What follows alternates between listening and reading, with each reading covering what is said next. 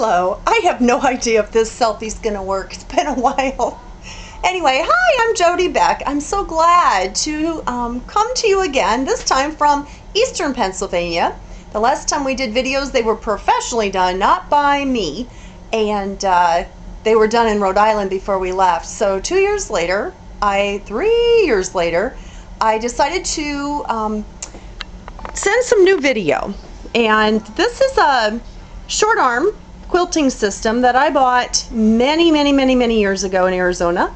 It sat in storage in Rhode Island because we had no room for it, and I need to get some quilts quilted, so it's time to set it up again and practice. This is the first time I have touched it in probably close to 4 or 5 years. So, oh my goodness, almost 5 years.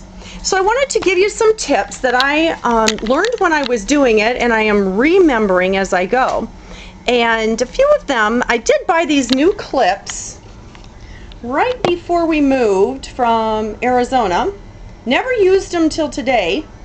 Have no idea who makes them except that right here on the label.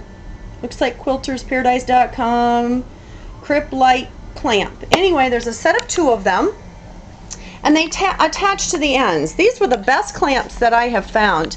I've tried everything. I tried the little ironing board clips. I tried all of these clamps. These are really heavy. I tried everything. Here's the little iron or the bed under your mattress pad, those things. I've tried everything. I do love these pins. It seems like the machine just kind of glides right by them. That was suggested, and I did use those before. Having a lot of filled bobbins is also helpful, so you don't have to stop and fill bobbins. I also have a lot of, as I get older, my eyes are going, and so I have readers on top of readers, and finding the right pair of glasses for your bifocals or whatever is most important. And I have never had great luck with quilting on this machine. I had this particular lamp, I bought it with it, this one right here, that clamps on. And it worked really well when I was quilting in Arizona.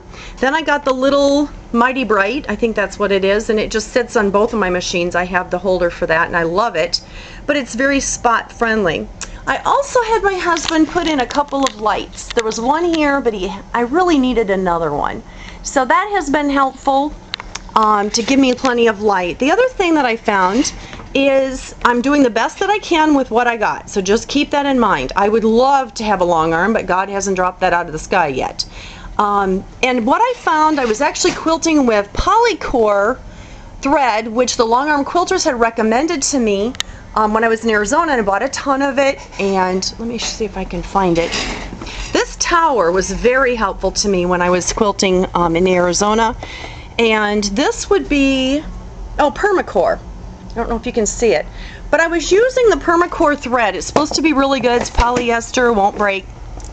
And I was just quilting table runners before Christmas on my regular machine, and that thread broke constantly. I was so frustrated. So I said, that's going to the charity pile. No more quilting with that. Signature, I always had good luck with. And today I've had really good luck with. I finally had a thread breakage, and I'm not using the sewer's aid or anything. Sewer's aid was my best friend. The YLI I still have not tried or used yet. I got a bunch of that.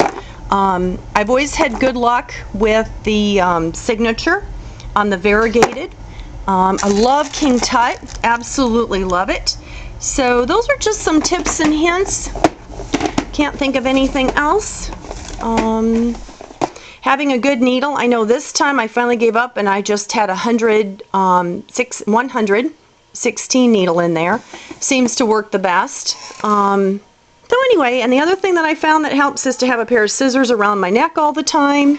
Having a pair of tweezers would be helpful, and then having a mirror. What I find is that when I would start, or I'd have a thread breakage, I could never tell what my underside of my thread was, so I found that that helps. Anyway, I just want you to have a little bit of Jody again. So I hope that these tips help you out. Don't you love my glasses? I've had these forever, and they're several prescriptions old, but at least they help. And so find the right tools that work for you, and I jimmied up all my cords, and it can slide from one end to the other. This is the longest it goes. This frame system I do not care for, but at least it's functioning and it helps me get my quilts done.